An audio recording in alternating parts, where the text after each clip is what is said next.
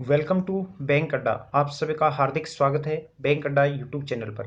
आज हम बात करेंगे शॉर्ट टर्म और long term capital gain tax क्या होता है, किस प्रकार से शॉर्ट टर्म और लॉन्ग टर्म कैपिटल गेन पे किया जाता है।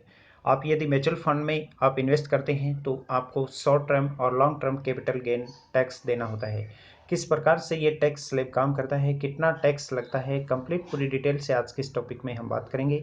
आखिर में हम आपको एक ऐसी ट्रिक बताएंगे जिसमें आप अपना जो पोर्टफोलियो है इसमें आप शॉर्ट टर्म और लॉन्ग टर्म टैक्स जो है ये बहुत कम कर सकते हैं।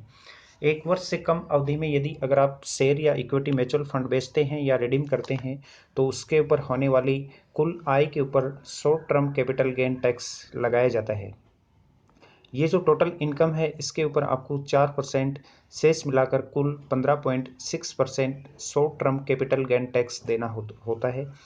लेकिन यदि आप एक वर्ष के बाद इसे बेचते हैं या फिर आप अपने म्यूचुअल फंड को रिडीम करते हैं तो उस केस में आपके ऊपर जो टैक्स लगाया जाता है वो लगता है long term capital gain tax.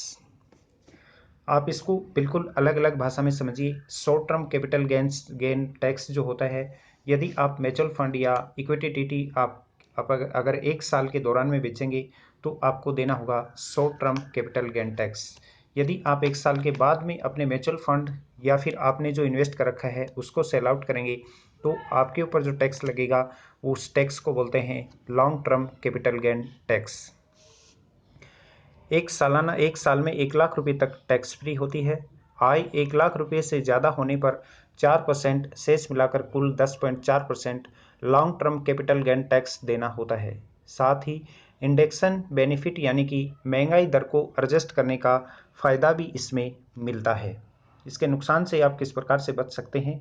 यदि किसी वित्त वर्ष में सेट ऑफ के बाद भी नुकसान बच जाता है तो जिस वर्ष नुकसान हुआ है उसके अगले 8 वर्ष तक उस नुकसान को सेट ऑफ करने के लिए कैरी फॉरवर्ड कर सकते हैं।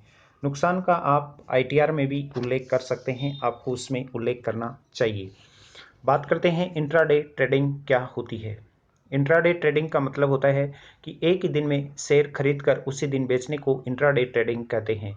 इंट्राडे से जो कमाई होती है उसे स्पेकुलेटिव बिजनेस इनकम माना जाता है और यह बिजनेस से होने वाले आय की श्रेणी में आती है। इस पर स्लैब के हिसाब से टैक्स लगाया जाता है। यदि सेटऑफ के बाद भी नुकसान बचता है तो अगले 4 साल तक इसे सेट ऑफ आप कर सकते हैं और इसमें अपनी आईटीआर में इसको एडजस्ट कर सकते हैं। फ्यूचर एंड ऑप्शन क्या होते हैं। एफ एंड ओ ट्रेडिंग से जो कमाई होती है उसे नॉन स्पेकुलेटिव बिजनेस इनकम माना जाता है। यह बिजनेस या प्रोफेशन से होने वाले इनकम की कैटेगरी में आती है। इसमें टैक्स स्लैब के मुताबिक टैक्स लगता है।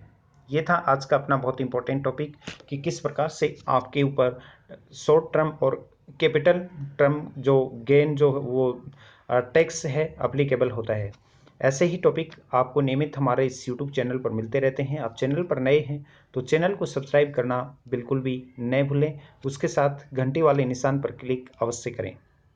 आप यदि बैंकिंग, फाइनेंस, इंश्योरेंस से जुड़ी हुई किसी भी प्रकार की सर्विस के लिए आप हमसे संपर्क कर सकते हैं। Mutual fund, SIP, life insurance, term plan, home loan, personal loan, credit card, income tax return, vehicle insurance, वाहन बीमा या अपनी कार बाइक का इंश्योरेंस आप करवाना चाहें तो नीचे दिए हुए नंबर पर आप अभी संपर्क कीजिएगा और सभी कंपनियों के इंश्योरेंस हमारे द्वारा किए जाते हैं। आप अपनी गाड़ी का कोटेशन लेकर हमसे घर बैठे इंश्योरेंस करवा सकते हैं।